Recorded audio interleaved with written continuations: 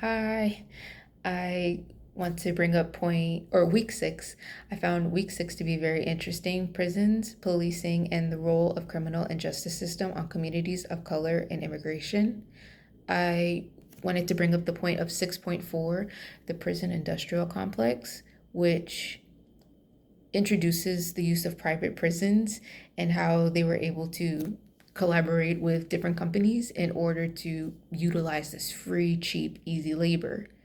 I think it is important because it introduces the use of the prison system after the ending of the Civil War, where they still needed free labor, they still needed things to be done. So it was easy to just relabel the idea of slavery by making it into a prison system where we're protecting the peace, we're protecting the community.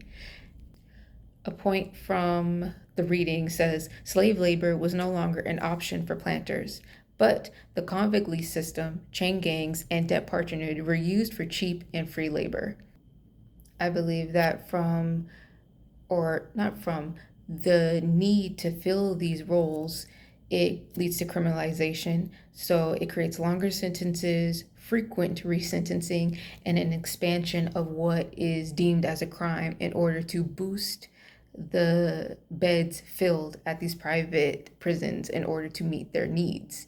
And it's easier to do because we have racialization that supports these viewpoints on people of color, which, as it was shown throughout the reading, that despite a decrease in crime, there is an increase in not just prisons, but people of color being the majority of people that are arrested, even though the crimes that are committed are relatively equal across the board.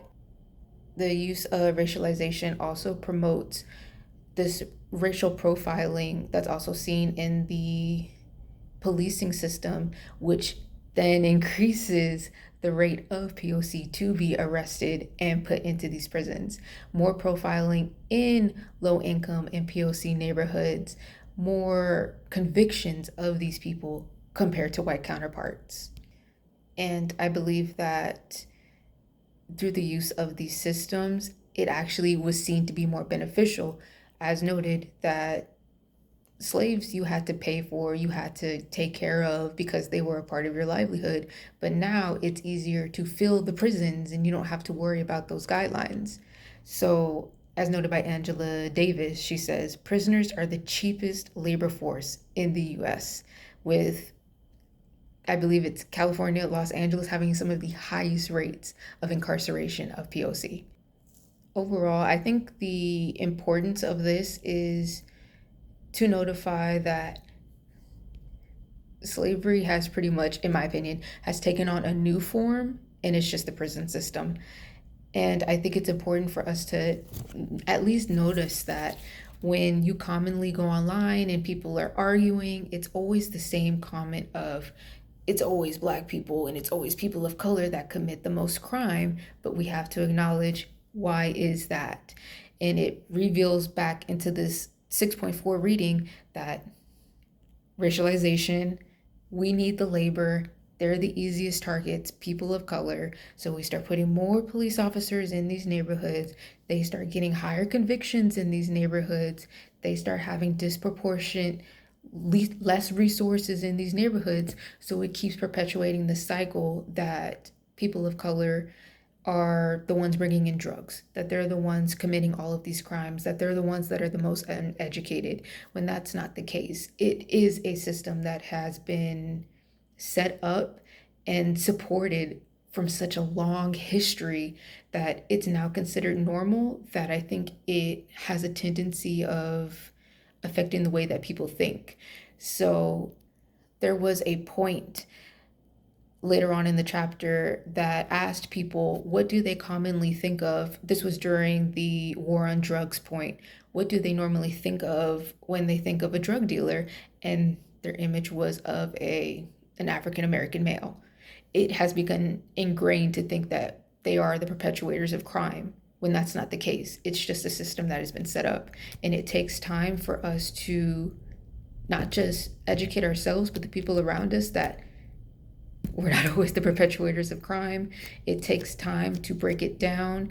And in order to see change, we have to acknowledge that private prisons and prisons in general have to have a rehabilitation process instead of we're protecting people and getting them off the streets and not looking at the underhanded, all of the money that goes into this process of keeping them there that doesn't actually benefit them when they're released and all of the work they do in jail while they're there.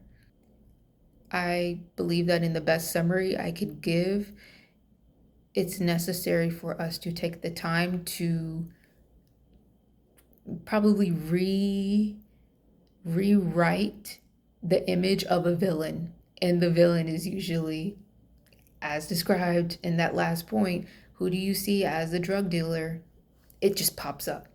And that's just from a constant history of racialization being perpetuated in the media, in the all these TV shows, all of these songs, and what we're seeing in the news when people are going to jail and they're getting different convictions, same crime, different colors, different outcomes.